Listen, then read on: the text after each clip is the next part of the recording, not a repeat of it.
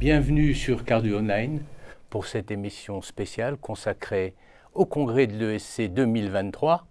Je suis Serge Covenator et j'ai le plaisir d'animer cette émission avec Christophe Leclerc. Christophe est président de l'ESFC, vice-président de l'ESC. Alors pour essayer de résumer, si on peut dire, ce congrès, on a sélectionné un certain nombre d'informations, d'études, de recommandations qui vont, du moins on l'espère, s'inscrire dans notre pratique au quotidien, modifier notre pratique.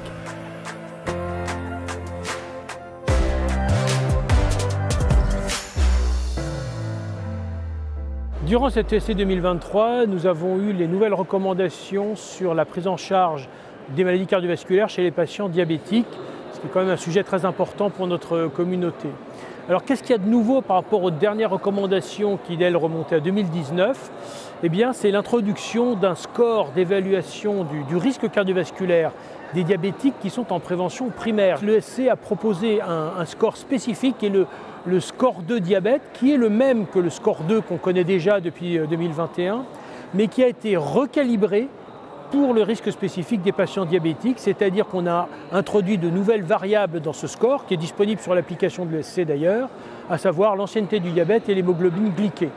Ça nous permet, au sein de ces diabétiques en prévention primaire, d'identifier ceux qui sont à très haut risque et ceux qui ont une probabilité d'événement à 10 ans supérieure ou égale à 20% et qui devront en fait avoir la même prise en charge qu'un diabétique qui est en prévention secondaire, parce qu'il a fait un événement cardiovasculaire ou qui est à très haut risque parce qu'il a une atteinte des organes cibles. Et je termine par ça parce que c'est, je dirais, le deuxième message, à mon avis, très important de ces recommandations. C'est le dépistage de l'atteinte des organes cibles et en priorité l'atteinte rénale par les cardiologues. Les cardiologues doivent prendre l'habitude de dépister l'atteinte rénale de leurs diabétiques au moyen de deux éléments biologiques simples. L'un qu'on utilise déjà depuis très longtemps, qui est le débit de filtration glomérulaire par la formule CKD. Et le deuxième, que les cardiologues n'utilisent peut-être pas suffisamment aujourd'hui, qui est la mesure du rapport albumine sur créatinine urinaire sur échantillon. Il n'y a pas besoin de prendre des urines des 24 heures.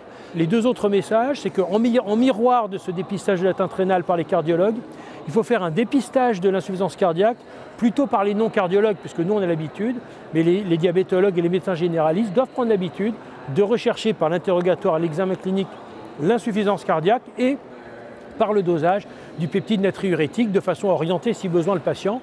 On le sait, les patients diabétiques bénéficient beaucoup des traitements comme les inhibiteurs du SGLT2 sur la baisse de la morbimortalité, notamment quand ils sont insuffisants cardiaques, mais pas que.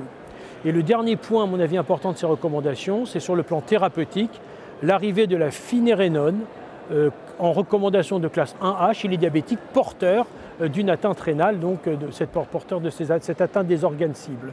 Et donc le panorama général du traitement, lui, n'a pas changé.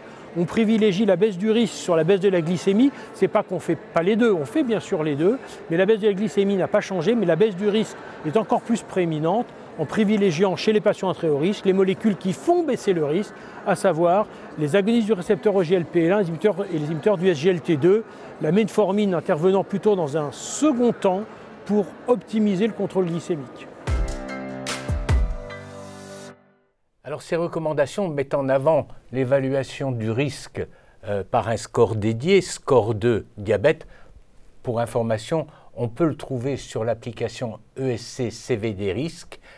C'est score 2 auquel on a rajouté des paramètres spécifiques du diabète, l'ancienneté de ce diabète notamment. Donc voilà, ça, et puis l'obésité, mais ça y était déjà.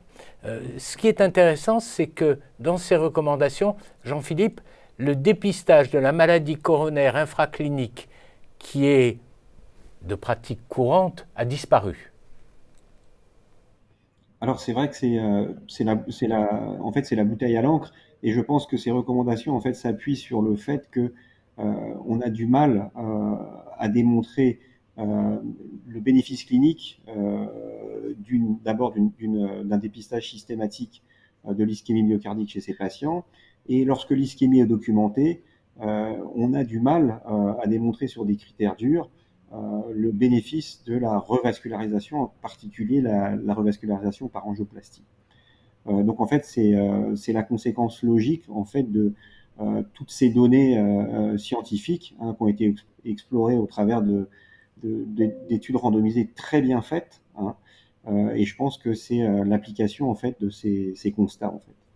On s'interroge quand même parce que quand on relit le papier SFC, SFD consacré au problème des cardiopathies chez le diabétique, on a une place centrale de l'évaluation du score calcique pour évaluer le risque cardiovasculaire. Là, on nous dit que le score calcique n'a pas sa place.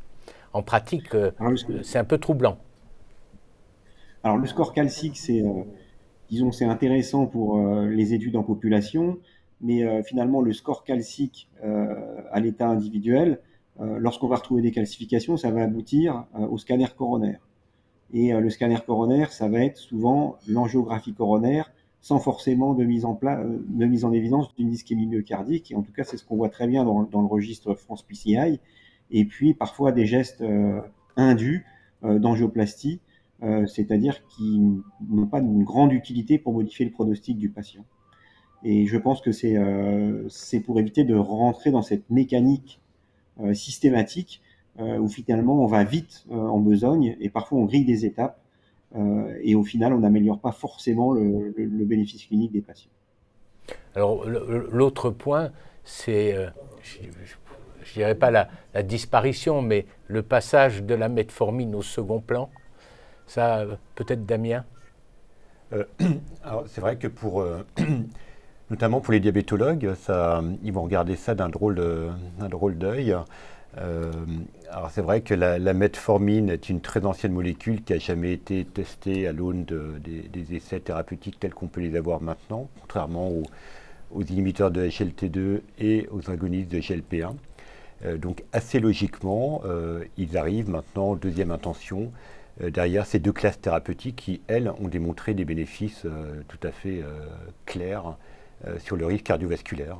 Et qu'apparemment on pourrait associer.